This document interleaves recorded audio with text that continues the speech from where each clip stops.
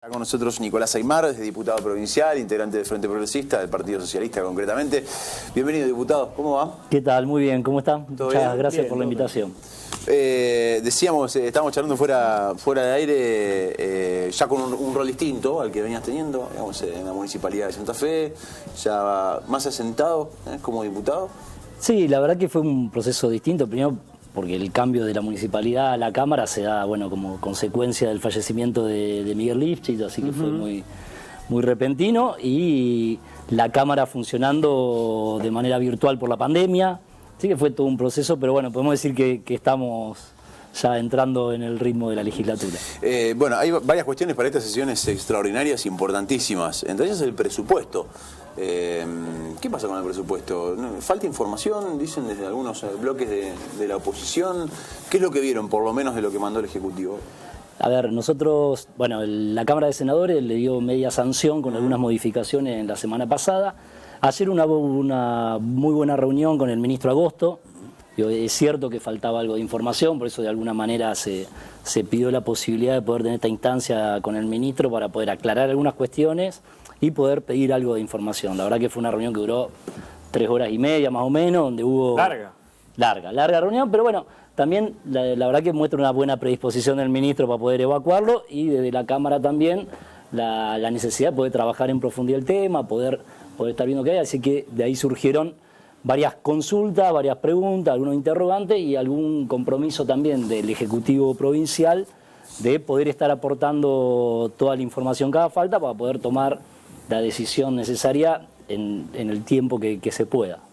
Así que la verdad que hay una buena predisposición. Nosotros entendemos cuál es la importancia de contar con un presupuesto para el Ejecutivo Provincial. No hay una voluntad de entorpecer ningún proceso, pero sí de poder estar seguros y tranquilos de que lo que se está aprobando en la Cámara realmente tiene que ver con las necesidades fundamentalmente de la ciudadanía y que refleje cuáles son las prioridades hacia adelante. A grandes rasgos, sin entrar en detalles y sacando la información que pueda llegar a faltar, ¿cómo describís este presupuesto? ¿Qué ves en este presupuesto que mandó el Ejecutivo? A ver, tiene algunas cuestiones puntuales que fueron parte justamente de la charla de ayer con el ministro.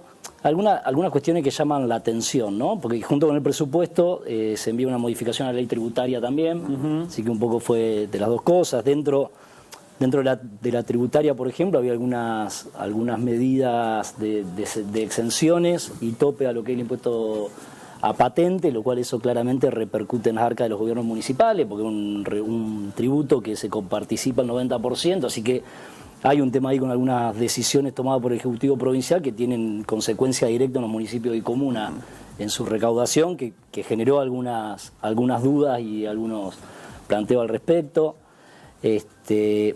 Hay algunos pedidos de atribuciones por parte del Ejecutivo, que también fue donde pedimos un poco más de información para estar tranquilos de qué es lo que se está pidiendo. Hay un endeudamiento cercano a los 25.000 millones de pesos, creaciones de cargos para pases a planta. Hay todo un tema respecto a una discusión con el programa Incluir, que como saben muchas veces el programa Incluir, un mecanismo para poder estar girando fondos a municipios y comunas y poder hacer algunas intervenciones concretas en determinados lugares, y el presupuesto plantea un monto exactamente igual al 2021, por lo cual lo que hay es un desfinanciamiento de un programa de estas características que hasta ahora había sido uno de los emblemas del gobierno provincial como mecanismo de integración de alguna manera social, y en este contexto de crisis pensar que un programa de esas características pierda un valor relativo en el presupuesto, la verdad que genera bastantes dudas también. ¿Tienen el mismo presupuesto del año pasado? Exactamente. Son 4.000 millones menos. Exacto. Si lo comparamos, digamos, con la inflación promedio. Claro, con la inflación. Exacto. Y el presupuesto en general es un incremento total del 56%, más o menos, pensando en recursos y gastos en términos generales, una inflación proyectada del 33%. Bueno, y el programa con el mismo monto absoluto que el año pasado. ¿Hay alguna expectativa de empezar a cobrarse la deuda de Nación? ¿Expectativa real, digamos, trasladada en esa reunión con Agosto? No, a ver, no hubo ninguna información puntual certera al respecto. Creo que en eso sí, desde ya que va a contar el gobierno provincial con todo el apoyo de todo el arco político para hacer lo que haga falta, como ya hizo el Frente Progresista en su momento, y me parece que todos los sectores políticos para acompañar en lo que haga falta para que esa deuda histórica de nación con la provincia alguna vez se cumpla. En el medio se da la discusión esto de lo que pasó con el presupuesto nacional, entonces hay como muchas versiones y muchas cosas que empiezan a cruzarse. Pero lo cierto es que certeza y mecanismo de pago, no, por ahora al menos no hemos recibido nada. Billetera Santa Fe, ¿se habló de algún presupuesto para el próximo año? Eso se renueva, el programa se renueva cada 3 meses, tengo entendido que lo hace el gobierno. Creo que esta ya, a partir de enero sería la 4ª prórroga. En términos generales, ¿lo ves como un programa virtuoso? Creo que tiene sus pros y sus contras. Entiendo que hay una decisión del Ejecutivo Provincial de incentivo al consumo a través de ese mecanismo. Hay quienes pensamos que hay una transferencia de recursos para sectores medios y medios altos a través de un mecanismo como este, que muchas veces, si eso va en detrimento de algunos otros sectores o algunas otras obras de infraestructura que pueden ser más necesarias y más a largo plazo, la verdad que al menos pone en crisis que realmente sea indispensable. Tiene presupuestado para el año que viene 12.000 millones de pesos, cuando, por lo que transmitía el ministro ayer, el gasto en el mes de octubre o noviembre de este año fue alrededor de 2.500 millones en el programa. Son programas virtuosos, pero que cuando van en detrimento de algunos sectores con mayores necesidades, cuando no está claro qué es lo que se está subsidiando en términos de consumo, al menos genera algunas dudas que ameritan una discusión. Que apuntar, sectorizar un poco más? Yo creo que hay con ese tipo de subsidio, porque no deja de ser un subsidio del Estado provincial, yo creo que el Estado debe focalizar sus esfuerzos y sus recursos en los sectores más necesitados por definición, digamos, ¿no? Poner un tope de ingresos, por lo menos, o identificar a quienes tienen un tope de ingresos. Hay como distintos mecanismos para poder sectorizarlo, ¿no? Se puede definir primero cuáles son los consumos que uno decide al menos subsidiar. Digo, si estamos hablando de canasta básica, si estamos hablando de alimentos, o me puedo ir a comprar un vino de X cantidad de pesos y da lo mismo, digamos, y eso es lo que buscamos. Y también creo que en discusión entra el tope de ingreso, que no deja de ser arbitrario, pero que creo que daría algún sentido a una política de esas características. Y porque un empleado de comercio y un juez de la corte tienen el mismo beneficio. El mismo beneficio. Exacto. ¿No? Eso por es lo poner que hace. un ejemplo. Entiendo, son discusiones difíciles para dar, porque en este contexto donde a nadie le sobra, a todo el mundo le falta para llegar a fin de mes. El mismo beneficio y la misma cantidad de dinero, ¿no? El mismo subsidio por mes. Para algunos puede ser equivalente al 20% de su sueldo, y para otros el 1% de su sueldo, digamos, pensándolo así, ¿no? Tal cual. Esta reunión con Agosto, ¿se podría decir que trajo parte de esa información que faltaba? Sí, la verdad que hubo mucha información, y la información que realmente que no estaba y que por ahí fue planteada en el momento, un compromiso por parte del ministro de poder acercarla lo antes posible a la Cámara, para que podamos seguir estudiando y hacer todos los esfuerzos para poder llegar a la semana que viene con la información necesaria. ¿Habría, desde el Frente Progresista o desde tu banca, habría algún cambio que sería posible hacer en el presupuesto? Hay varias cuestiones a ver, que pueden ser menores o no. Algunas tienen que ver fundamentalmente, con la tributaria puntualmente. Hay un esquema que se está planteando, y se lo planteó ayer al ministro, algún esquema de compensación para municipios y comunas por los recursos que perderían en función de los topes de patente y las exenciones. Hay algunas facultades solicitadas por el Ejecutivo que se pidió información, es decir, por ejemplo, endeudamiento, es decir, se está pidiendo este endeudamiento. ¿Cuánto se tomó del endeudamiento aprobado anteriormente? ¿Para qué se va a utilizar? Los cargos, tenemos la necesidad de crear cargos a planta por acuerdos paritarios. ¿En qué consistieron esos acuerdos paritarios? ¿Cuántos cargos comprometidos hay? ¿Cuántos cargos vacantes tiene el Ejecutivo? Para que realmente uno pueda darle las herramientas para gestionar, pero con algunas limitaciones que no impliquen un cheque en blanco, por decirlo de alguna manera, al libre albedrío del Ejecutivo. No es específicamente tema presupuesto, pero sí tiene que ver con las arcas de la provincia, y que de vez en cuando vuelve la discusión, pero ingresos brutos para grandes firmas, ¿sigue siendo un tema que se discute de vez en cuando? ¿Es como que está ahí todo el tiempo? Para grandes contribuyentes, contribuyentes. Y la verdad que, a ver, hubo ayer alguna charla, pero muy por arriba, la verdad que respecto de una reforma al sistema tributario provincial. Bueno, el Frente Progresista ha hecho algún intento hace muchísimos años que no logramos construir los consensos necesarios para poder hacerlo. La verdad que de alguna manera hay muchos que pensamos que tenemos que poder avanzar en un sistema tributario más progresivo, que permita de alguna manera redistribuir las cargas tributarias de una manera distinta de lo que hoy está pasando. Que los que más tienen o los que más producen más paguen, básicamente. Eso es al menos la esencia o la idea que siempre está dando vuelta. Pero bueno, el poder construir esos consensos no siempre es tan sencillo. No, claramente. Tema seguridad, también, digamos, uno de los temas en agenda para extraordinarias, la emergencia.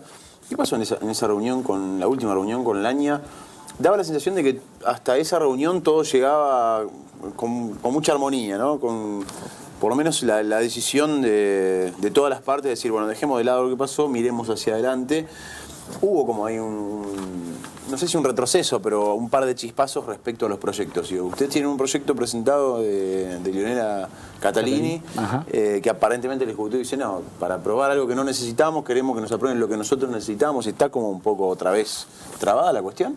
A ver, primero aclaro, no estuve presente en la comisión, porque no soy parte de la comisión, o sea, en la reunión con el ministro no estuve, pero claramente después de eso tuvimos algunas reuniones de bloque para poder verlo. A ver, la voluntad de nuevo la misma es, si la declaración de la emergencia en seguridad es la herramienta que el Ejecutivo necesita para poder resolver el problema que hoy tiene la sociedad, claramente nos va a encontrar trabajando en ese sentido. Hay proyectos ingresados por la Cámara de Senadores, está el proyecto presentado por nosotros, en el medio está también la emergencia en el servicio penitenciario.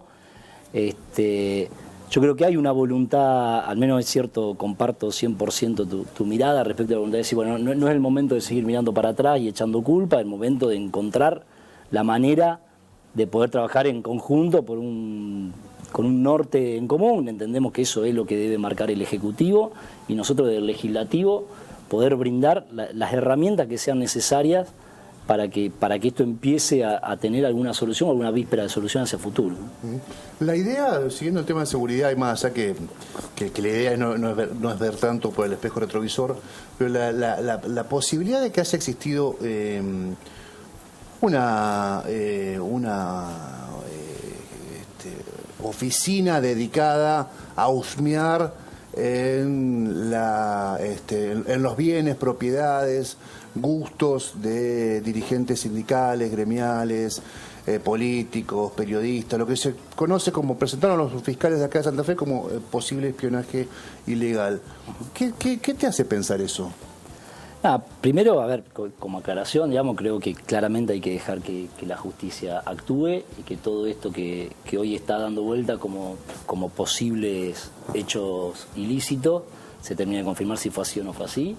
En caso de que eso sea así, tiene una gravedad institucional que la verdad no tenemos memoria en la provincia de Santa Fe de un hecho de esas características, en tanto y en cuanto eso ya se haya hecho. La utilización de la estructura estatal para el espionaje o para estar espiando, por decirlo de alguna manera, a lo que puede ser un rival político, periodístico o un aliado, o gremial o un aliado mismo, como mecanismo extorsivo, que son términos que se han usado, la verdad que para nosotros es una gravedad institucional sin antecedentes. Por eso creo, pero todo esto lo vuelvo a decir en términos potenciales, en tanto y en cuanto se termine de demostrar que esto realmente fue así. Por eso creo que no es el momento de tampoco seguir echando leña al fuego y dando por sentado de que eso es así y que ya está, porque también tenemos que esperar que haya un poder del Estado que determine, que hoy es la justicia. Pero al mismo tiempo habrás escuchado que también hay una mirada, sobre todo desde el sur, de hablar del lawfare a la santafesina, diciendo que no hay prueba, que no hay una carpeta, que no hay una investigación, que no es la nada misma, que es de dirigentes políticos decir esto es un mamarracho, cuando nadie dio el legajo todavía. Nadie tuvo acceso. Claro, nadie sabe qué es lo que hay. ¿Qué están investigando los fiscales? Hay dos fiscales y sus investigadores que saben de qué se trata la investigación. Lo secuestrado en las oficinas del Ministerio de Seguridad es consecuencia o no de esa investigación que está tramitándose hace mucho tiempo en la Fiscalía. Digo, hay una intensidad a la hora de ponerlo como lawfare al tema, pero al mismo tiempo veo que la clase política, por eso aprovecho que estés, Nicolás, acá, evita hablar de la gravedad que tiene pensar en que pudo haber existido espionaje político. Es tan grave el lawfare, es decir, la guerra a través del Poder Judicial entre la política, como hablar de espionaje como espionaje político o espionaje ilegal, que me parece que se habla en un porcentaje muy menor a la idea de instalar que es una campaña sucia o algo por el estilo. El organismo de investigaciones va a tener un presupuesto autónomo desde el próximo año, según contó hoy Jorge Baclini, que tuvo una radio, Sergio, en LT10, contó que va a tener un presupuesto más allá del que se asigne al MPA. ¿Se pudo hablar de algo con Walter Agosto sobre este presupuesto, estos fondos, Nicolás? No, la verdad que no sé que, a ver, en algunas de las reuniones con el MPA el tema había estado planteado, no estuvo dentro de los temas abordados ayer con el ministro de Economía, no estuvo. Claramente todo lo que abunde o lo que aporte en la autonomía de determinadas instituciones como el MPA, realmente estamos convencidos que fortalece la calidad institucional. La autonomía en términos de recursos siempre da autonomía en términos de cabeza también. Claro. Así que en todo lo que se pueda avanzar con eso realmente son avances institucionales que son importantes. Gracias por venir, Nicolás. Un gusto tenerte. Muchísimas gracias a ustedes por el momento y por habernos invitado. ¿Sos algo de Pablo o de Lucha? Lamentablemente no. No, si no, seguíamos 5 minutos más hablando de tu primo. No. Pero para la próxima invento algún parentesco, vos tenés que decir que sí. Claro. En televisión decís que sí. Prima segunda, decís por lo menos. Después nadie va a chequear. Claro, inchequear. Pero es algo de Vero. ¿De Vero? Sí. ¿De Vero Aymar? Sí. Sí, hermano. Muy bien, muy bien. Gracias por venir. Muchísimas gracias a ustedes.